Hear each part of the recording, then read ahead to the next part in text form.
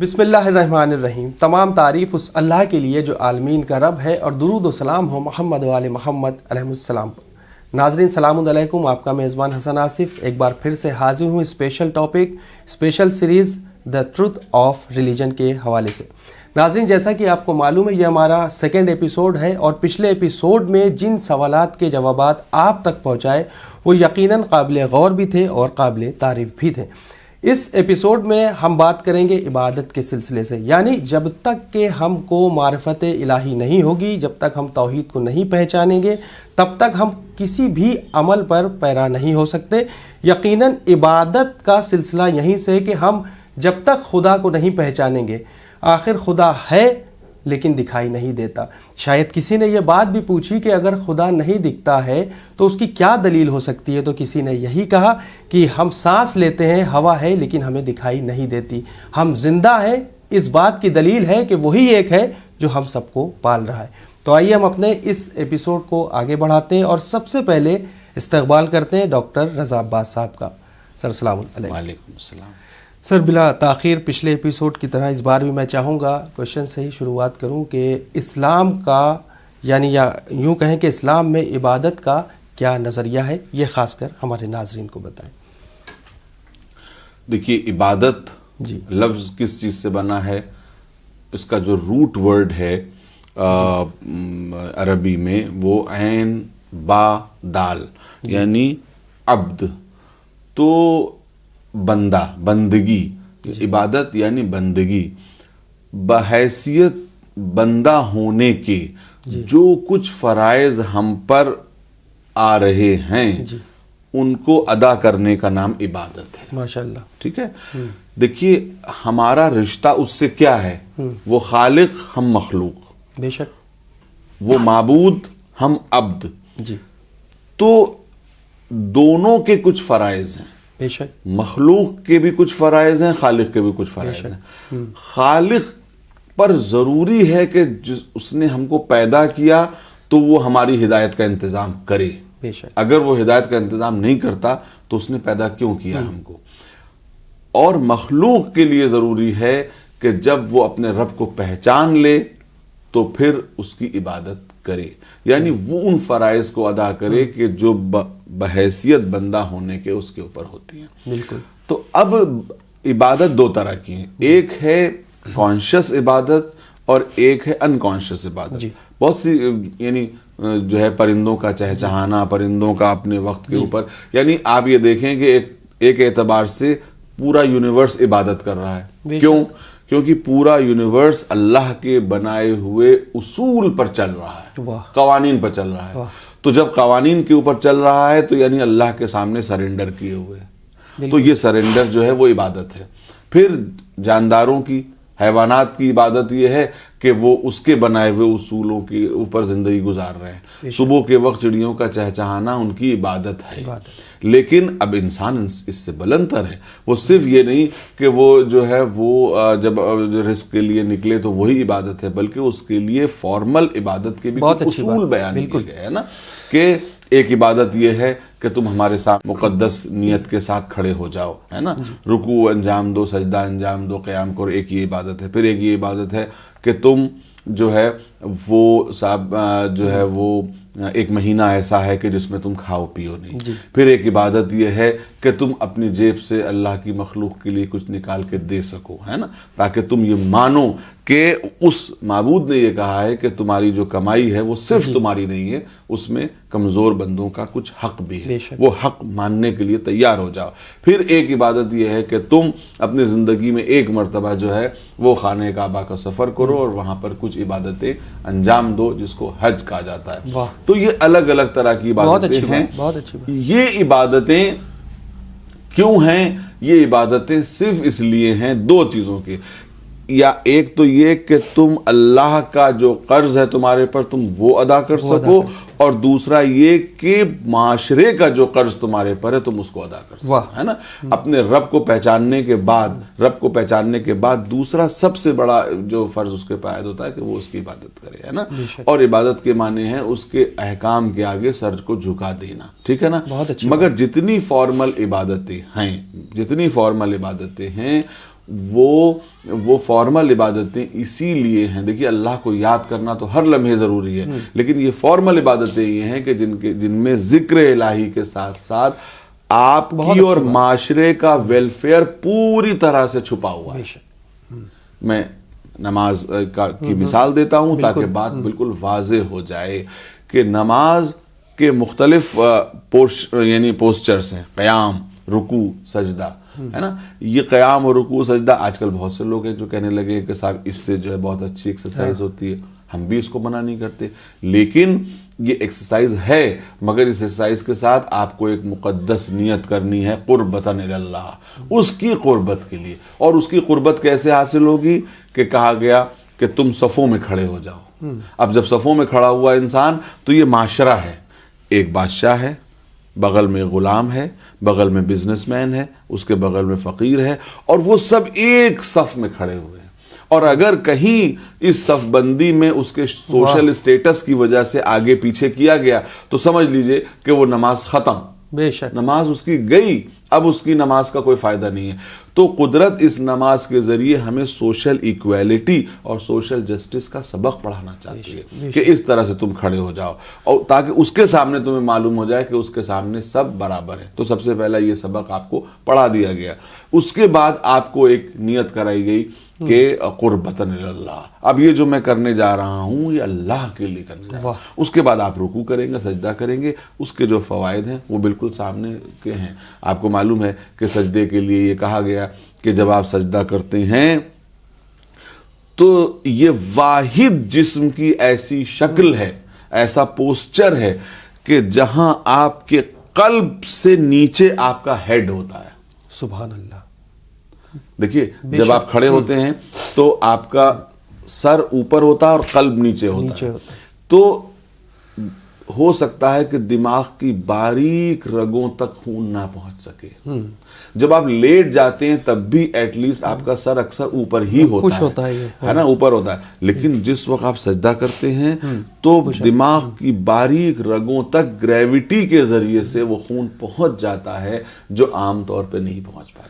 اسی لیے کہا گیا کہ طویل سجدے کرو. طویل سجدے صرف اس لیے نہیں کہ دماغ کی رگوں تک خون پہنچے, یعنی طویل سجدے کرو قربتاً اللہ, لیکن اس کا ایک فائدہ یہ بھی ہوگا کہ تم نہ جانے کتنے امراض سے بچ جاؤ گے. ہمارے ڈاکٹر صاحب یہیں پہ ہمارے کزن تھے, ان کے ڈاکٹر تھے PGI کے, تو میں ناظرین کو بتانا چاہوں گا کہ جب میں ان کے پاس گیا تھا تو وہ ہماری کزن جو تھی ان کی پیوٹریٹی گرائنڈ کر کے ایک پرابلم ہوتی ہے جو یہاں پہ سیکریشن کرتا ہے, ہارمونز کو ڈیولپ کرتی ہے ماتھے کے پاس. تو ڈاکٹر صاحب نے ایک ایکسرسائز ان کو بتائی تھی, اور وہ ڈاکٹر ایک تھے وہ نائڈو کر کے, تو انہوں نے جب کہا کہ آپ ایک کام یہ کریں کہ ایکسرسائز ایسی ہے کہ آپ اپنا ماتھا زمین پہ رکھ کے دبائیں. تو اب مقصد یہ ہوا کہ وہ جن کو بتایا تھا وہ خیر مسلمان تھے, تو انہوں نے کہا کہ یہ جو آپ پوسچر بتا رہے ہیں تو نماز کا ہمارے یہاں سجدہ ہوتا ہے. انہوں نے کہا کہ وہ ڈاکٹر نے خود یہ بات بولی کہ آپ کیا جو نماز پڑھی جاتی ہے یہ میں یوگا بول سکتا ہوں, یہ میں خود کرتا ہوں, کیونکہ یہاں سے جو میرا ہارمونز ڈیولپ ہوتا ہے سبھی کا وہ اچھے سے باڈی میں ڈیولپ ہو جاتا ہے. کہ میں نے آپ سے پہلے بتایا کہ کسی کے آگے سر جھکانا اس کی فطرت ہے. جی. انسان سر ضرور جھکائے گا, اور اگر اسے سر جھکانے کے لیے صحیح تصور نہیں ملے گا تو غلط تصور کے آگے سر جھکا دے گا, ہے نا. یہ بالکل ایسی بات ہے کہ بھوکا اپنی بھوک کو تھوڑی دیر تو برداشت کر سکتا ہے, اس کے بعد وہ باسی روٹی کھانے کو تیار ہو جائے گا. باسی روٹی کے بعد جب باسی روٹی سے جو ہے وہ باسی روٹی بھی نہ ملے تو تھوڑی دیر اور برداشت کرنے کے بعد وہ مردار کھانے پہ تیار ہو جائے گا, مردہ جانور کا گوشت کھانے پہ تیار ہو جائے گا, غلاظت کھانے پہ تیار ہو جائے گا کہ تاکہ زندگی بچ سکے. اسی طرح سے فطرت کی کال ہے, فطرت یعنی انسان کا نیچر یہ ہے کہ وہ کسی کے آگے سر جھکائے گا, اور اگر وہ جو ہے اس کو صحیح تصور نہیں ملیں گے تو وہ غلط تصور کے آگے سر جھکا سکتا ہے. تو اس لیے انسان جو ہے وہ عبادت کرنا یہ اس کی فطرت میں شامل ہے. اگر ہم مقصد دیکھیں یوں دوسرا اسی کا ایک دوسرا جو پہلو ہے کہ بنا مقصد کسی بھی کی گئی کسی بھی عبادت کو اگر ہم دیکھیں تو مقصد کو سمجھے بنا عبادت کر رہے ہیں تو کہ یہ ٹھیک ہے کہ نہیں ہے, کیا اس کی کوئی دلیل قرآن مجید میں ملتی ہے؟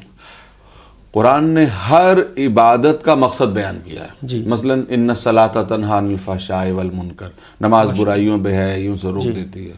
روزے کے لیے یا ایھا الذین آمنوا کتب علیکم الصیام کما کتب علی الذین من قبلکم لعلکم تتقون، تاکہ تم متقی بن جاؤ، ہے نا. یعنی اسی طرح سے جو ہے وہ اس کے لیے ہے کہ بھئی جو ہے تمہارا جو ہے مال تاکہ پاک ہو جائے اور یہ ہو جائے. تو لن تنالوا البر حتی تنفقوا مما تحبون. تو قرآن نے عبادتوں کے مقاصد خود بیان کیے ہیں کہ مقصد قرآن کا یہ ہے کہ تمہاری عبادتوں کے ذریعے تم کچھ حاصل کرو. اب اگر تم نماز سے پہلے اور نماز کے بعد سیم رہتے ہو تو اس کا فائدہ نہیں. رمضان کے چاند ہونے کے بعد اور جو ہے وہ عید کا چاند ہونے کے بعد تم سیم رہتے ہو، تمہارے تقویٰ میں کوئی اضافہ نہیں ہوتا، تو ان روزوں سے تمہارا واجب تو ادا ہو گیا لیکن یہ کہ اس کا بینیفٹ تمہیں نہیں مل پایا، ہے نا. کہ لعلکم تتقون، کہ تمہارے سینسز کو اور تمہارے شکم کو اس لیے خالی رکھا گیا ہے تاکہ تم یہ ثابت کر سکو کہ ہم جو ہیں وہ محتاج نہیں ہیں جسم کے، بلکہ جسم ہمارا غلام ہے.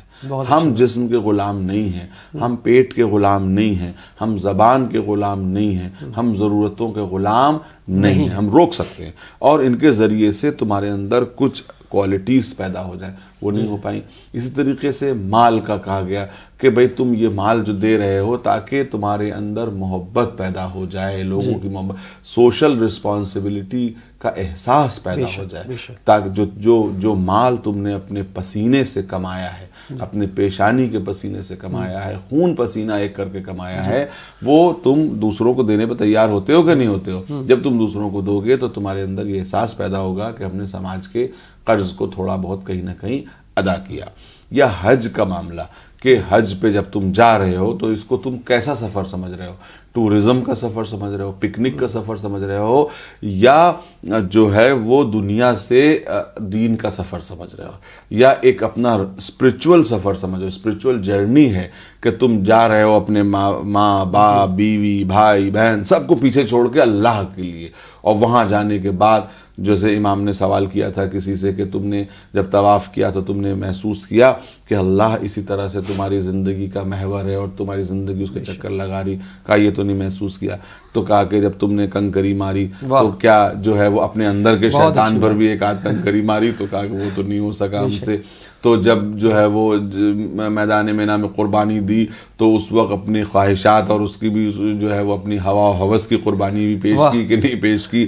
جب تم نے حلق کرایا یعنی اپنے سر کو شیو کرایا تو تم نے یہ نیت کی کہ اسی طریقے سے ہم اپنے یعنی بالوں کا نذرانہ پیش کر اس کی قربانی دے رہے ہیں، تو اسی طریقے سے ہم اب اللہ تعالیٰ کے لیے اپنی جان کی قربانی پیش کرنے کے لیے ہر وقت تیار رہیں گے. کیا یہ احساسات پیدا ہوئے؟ تو کہا کہ مولا یہ تو نہیں. تو امام نے فرمایا کہ دیکھو تمہارا سفر حج تو ہو گیا مگر حج پورے تمام و کمال اسپرٹ کے ساتھ ادا نہیں ہوا. تو مقاصد ہر عبادت کے سامنے ہیں. نظر و نیاز کے مقاصد ہیں. نظر و نیاز کے مقاصد یہی ہیں کہ مرنے والے کے لیے جب آپ نے نظر دی، نیاز دلائی، اس کے بعد فقراء مساکین جو ان کا شکم خالی ہے ان کو آپ نے کھلا دیا، اس کا ثواب مرنے والے کی روح تک پہنچا. اب معلوم ہوا کہ اس کو الٹا کر دیا کہ خود ہی نیاز دلائی اور خود ہی سب کچھ کھا پی کے بیٹھ گئے تاکہ کسی اور تک نہ پہنچ سکے. تو یہ سمجھ لیجئے کہ ہم نے عبادتوں کے مقصد کو نہیں سمجھا. تو ہم اس میں یوں دیکھیں کہ امر بالمعروف اور نہی عن المنکر کا بھی کچھ نہ کچھ اس میں رخ دیکھا جا سکتا ہے. بالکل. امر بالمعروف نہی عن المنکر کا سب سے بڑا مقصد ہے ایک ہیلدی سماج کا بننا. ہیلدی سماج تبھی بن سکتا ہے. اب صاحب آپ نے ہیلدی سماج بنانے کے لیے سب پولیس بنا دی کہ سب پولیسنگ کر رہی ہیں، وہ دیکھ رہے. نہیں، پولیس کے آنے سے کبھی ہیلدی سماج بنا ہے؟ Every one of you, every individual of any society is responsible. کاہے کی رسپانسبل؟ ہر بندہ رسپانسبل ہے. کاہے کا رسپانسبل ہے؟ نیکی کا حکم دینے کے لیے، برائی کو روکنے کے لیے. جس حد تک وہ برائی کو روک سکتا ہے وہ روکے. جہاں بھی اس کو ایسا لگتا ہے کہ ہمارے زبان سے، ہمارے ہاتھ پیروں سے برائی رک سکتی ہے، وہاں پر وہ اس کو روکے. وہ اس کے اوپر واجب ہے، اس کے اوپر ضروری ہے. تو امر بالمعروف نہی عن المنکر کس لیے؟ تاکہ ایک اچھا ہیلدی معاشرہ وجود میں آ سکے. اس لیے اگر امر بالمعروف اور نہی عن المنکر جو ہے نہی عن المنکر ختم کر دیا جائے تو کبھی بھی ایک اچھا اور رسپانسبل معاشرہ نہیں بن سکتا. ہر آدمی پر یہ فرض ہے کہ وہ اچھائیوں کی طرف لوگوں کو رغبت دلائے اور برائیوں سے روکے. جہاں تک اس کا انفلوئنس کام کرتا ہے، جہاں تک اس کی طاقت کام کرتی ہے، جہاں تک اس کی زبان کام کرتی ہے، ہاتھ پیر کام کرتے ہیں، وہاں تک اس کے اوپر فرض ہے. جہاں پر اس کی طاقت کام نہیں کرتی وہاں اس کے اوپر واجب بھی نہیں، اس سے سوال بھی نہیں کیا جائے گا. لیکن اس کا سوال ضرور ہوگا کہ تمہارے سامنے یہ کیا گیا، تم روک سکتے تھے مگر تم نے آواز نہیں اٹھائی. اگر تم نے آواز نہیں اٹھائی تو تم بھی انہی برائی کرنے والوں کے ساتھ شامل کیے جاؤ گے. تو اس میں یہ بھی بتا دوں کہ یہاں جو طاقت سے مراد ہے وہ یہ کہ جن جگہوں تک آپ کی قوتیں کام کر رہی ہیں. اب یہ نہیں کہ مسلمان جو ہے وہ کوڑا لے کر کے کھڑے ہو گئے یہ کرنے کے لیے، وائلنس کے لیے کھڑے ہو گئے کہ آپ یہ کریے. نہیں، وائلنس یہاں اس کا مطلب نہیں ہے، بلکہ یہاں پہ یہ مراد ہے کہ آپ کی زبان، آپ کے ہاتھ پیر، اگر کسی جگہ آپ کی زبان سے کچھ لوگ رک سکتے ہیں برائی سے تو آپ آواز اٹھائیے. کہیں پر ظلم ہو رہا ہے آپ آواز اٹھائیے، آپ اپنے ہاتھوں کا بھی استعمال کیجئے. آپ لوگوں کے درمیان جو ہے وہ ان کا ہاتھ پکڑ لیجئے. ظلم کرنے والے کا ہاتھ پکڑ لینا کوئی برائی نہیں ہے. لیکن ہاں اب یہ کوئی کہے کہ نہیں ہم تو بندوق کی نوک کے اوپر جو ہے وہ امر بالمعروف اور نہی عن المنکر کریں گے. جی نہیں، بندوق کی نوک پہ امر بالمعروف اور نہی عن المنکر نہیں ہوتا، بلکہ کردار کی طاقت سے ہوتا ہے. تو آپ اپنے کردار کی طاقت سے یہ کرنے کی کوشش کیجئے. جہاں تک آپ کی اسپرٹ، جہاں تک آپ کر سکتے ہیں وہاں تک کیجئے. کچھ لوگوں کا یہ بھی کہنا ہے ڈاکٹر صاحب کہ عقیدہ صحیح ہونا چاہیے، عمل کی کیا ضرورت ہے. ان کے سلسلے سے آپ کیا کہنا چاہیں گے؟ یہ بالکل غلط بات ہے، بالکل بیس لیس بات ہے. پہلی بات تو یہی ہے کہ اگر عقیدہ صحیح ہوگا تو عمل صحیح ہوگا ہی ہوگا. اگر اس کا عمل اچھا نہیں ہے تو اس کے معنی یہ ہے کہ اس کا عقیدہ صحیح نہیں ہے. اور وہ جو بہت پرانی ایک چلی آ رہی ہے اور نکات چلے آ رہے ہیں کہ صاحب جو ہے وہ عقیدے کی اصلاح نہیں ہو سکتی اور عمل کی تو اصلاح مرنے کے بعد بھی ہو سکتی ہے، یہ تمام باتیں دیکھیے یہ اس اعتبار سے لاجیکل ہے کہ عقیدہ، آپ ہی بتائیے، میں آپ سے یہ سوال الٹا کر رہا ہوں کہ اگر عقیدہ صحیح ہوگا تو کیا عمل نہیں ہوگا؟ کیا عمل نہیں ہوگا؟ عقیدہ، اور اس کے اگر عقیدہ صحیح ہے اور عمل نہیں اس سے ظاہر ہو رہے ہیں تو اس کے معنی یہ ہیں کہ اس نے عقیدے کو دنیا کے سامنے بس دکھا رکھا ہے، اس نے اس عقیدے کو اپنے اندر کیا نہیں ہے. اور بلکہ مجھے یہاں پر ایک لفظ یاد آ رہا ہے کہ عقیدہ اصل میں مسلمانوں کے درمیان عقدہ بن گیا ہے. عقدہ یعنی گرہ لگ گئی ہے نا، ایسی گرہ لگ گئی ہے کہ جس کا کھلنا محال ہے. ارے بھئی عقیدے کا مطلب، عقیدے سے زیادہ بہتر لفظ ہے ایمان، کہ ہے نا، کہ ایمان، کہ جس کا مکمل ایمان ہوگا. آپ بتائیے، آپ کہہ رہے ہیں عقیدے کی بات کرتے ہیں، جس کا اللہ کے اوپر ایمان ہوگا وہ نیکی کی باتیں نہیں کرے گا.